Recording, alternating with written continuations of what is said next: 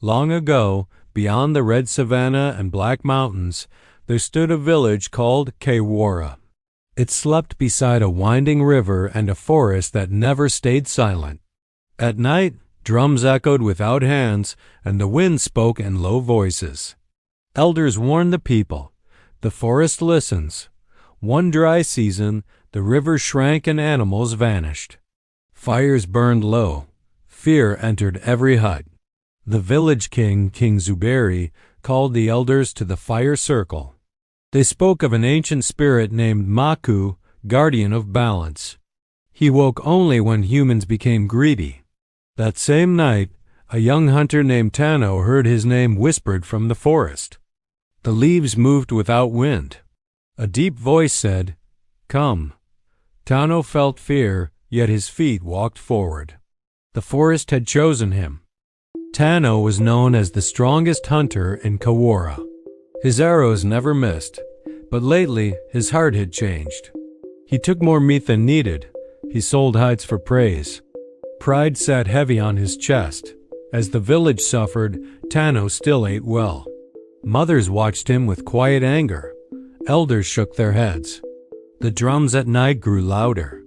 One evening, Queen Amara warned him, "The spirits see more than eyes." Tano laughed.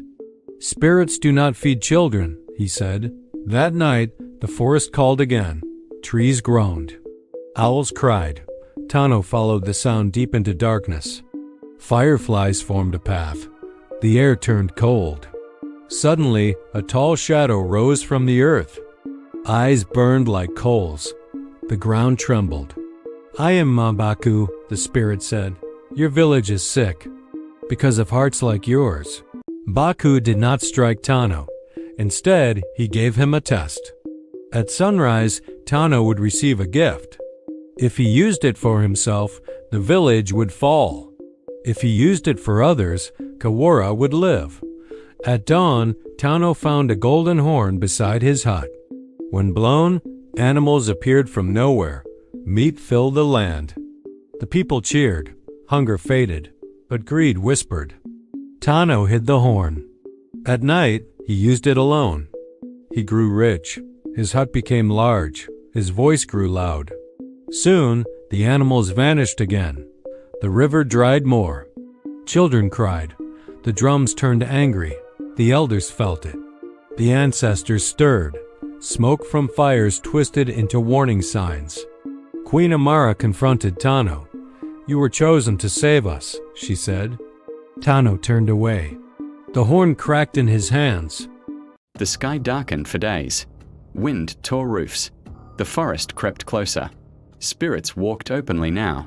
Shadows moved without bodies. King Zuberi fell sick. The river turned black. Warriors failed to hunt. Even the mountains echoed cries. Tano tried to use the horn again, but it screamed like a dying animal.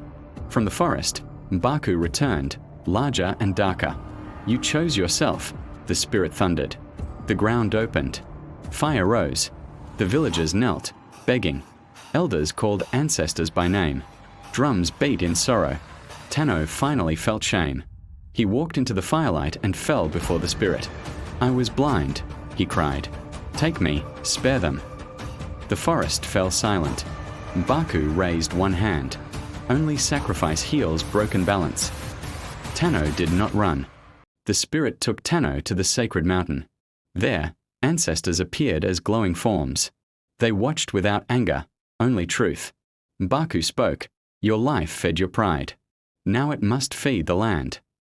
Tano agreed. He placed the horn on the stone altar. Light burst like sunrise. Wind roared. Drums beat once, deep and final.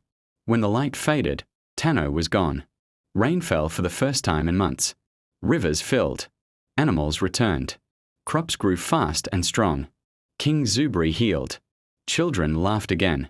The forest pulled back. Spirits faded. Peace returned to Kawara. But a stone stood on the mountain. It carried Tano's name. Hunters passed it in silence. Elders bowed when they saw it. The land remembered the cost. Years later, elders still told the story by firelight. They spoke of drums, spirits, and a hunter who chose too late. They taught the children, Strength without wisdom destroys. Gifts without sharing bring ruin. Queen Amara said, "The land gives when hearts are clean." The forest still whispers, but it no longer warns. It listens. And so the people learn the truth of the ancestors. Greed breaks balance. Sacrifice restores it. Those who take only for themselves leave nothing behind. This is why Kawara survived. This is why the spirits still watch. And this is the dark African legend that teaches a powerful moral lesson. Sparkles,